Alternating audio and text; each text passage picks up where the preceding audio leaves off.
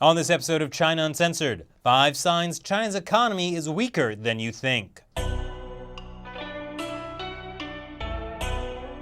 Hello and welcome to China Uncensored. I'm your host, Chris Chappell.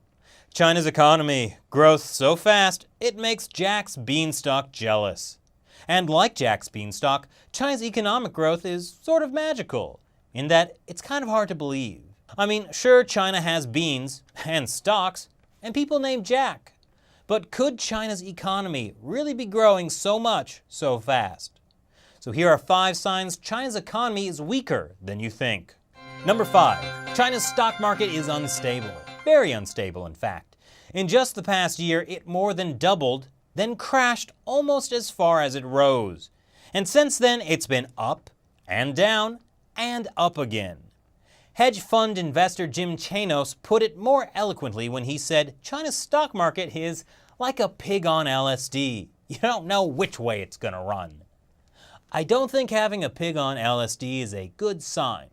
Not for your country's stock market, at least. If you own a ranch, though, it might be kind of entertaining. Number 4. China's GDP growth is much lower than reported. The Chinese government loves to brag that its GDP is so much bigger than everybody else's. The problem is, it's full of hot air. Kind of like the Hindenburg. In recent years, the officially reported figure has been around 7%. But Li Keqiang, China's current premier and the person more or less in charge of China's economic policy, once said that even he doesn't trust the official GDP figures. He didn't say that publicly, of course. We learned that from a WikiLeaked cable. Back in 2007, Li was head of the Communist Party in Liaoning province. He told the US ambassador that China's GDP figures are man-made. He said he looked at electricity production, rail freight cargo, and bank lending to get a more accurate picture of GDP in Liaoning. And going by that measurement, China's overall GDP growth isn't 7%, it's closer to 3%. China Bear Gordon Chang estimates growth could even be as low as 1 or 2%. But whether it's 1% or 7%, there's still another problem. A lot of it is empty growth. A simple way to look at GDP is how much money is spent each year. GDP is supposed to tell you how healthy the economy is. But in China, the government spends a lot of money on worthless things, like building ghost cities that no one lives in, or bridges that collapse. It's like the quote from that movie, "If you build it, they won't come." But it's still GDP. Number 3.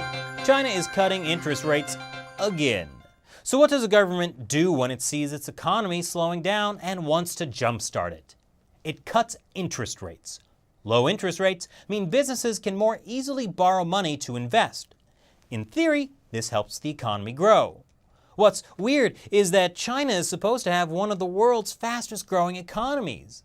So why would they need to cut interest rates? But in fact, their central bank has lowered interest rates 6 times this year.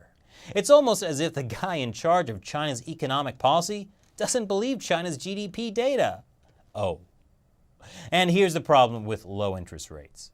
Although it helps in some ways, it also encourages companies to invest in things that aren't necessarily good investments, like building cities that no one is going to live in. Number 2, China has an unemployment problem. You know how said electricity production is supposed to help measure GDP growth? Well, one of China's biggest coal companies just fired 100,000 employees because China's electricity growth is the weakest it's been in 30 years. You know who else can't find jobs? Millions of people. But don't worry, because if you look at the Chinese government's officially reported urban unemployment data, it's quite stable. Freakishly stable, actually.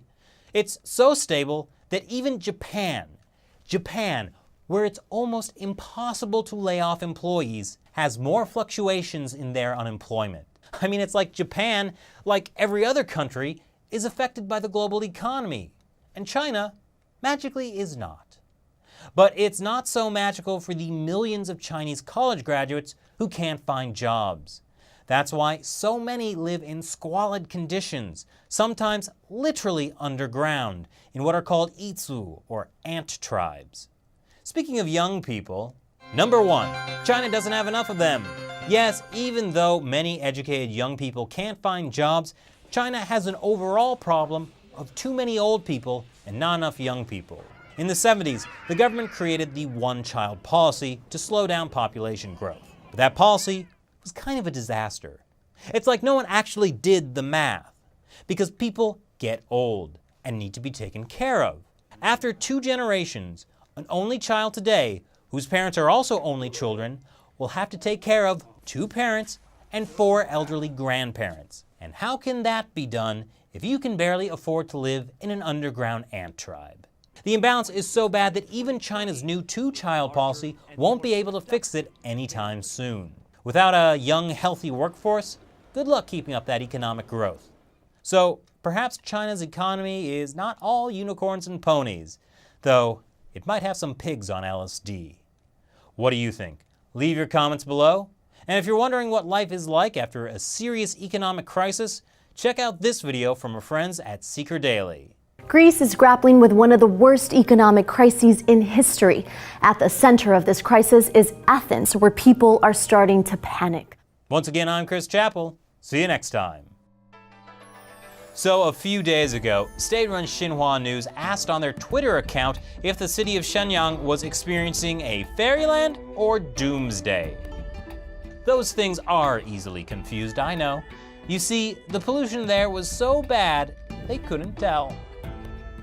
On Saturday in Singapore, Chinese leader Xi Jinping met with Ma Ying-jeou, the president of Taiwan.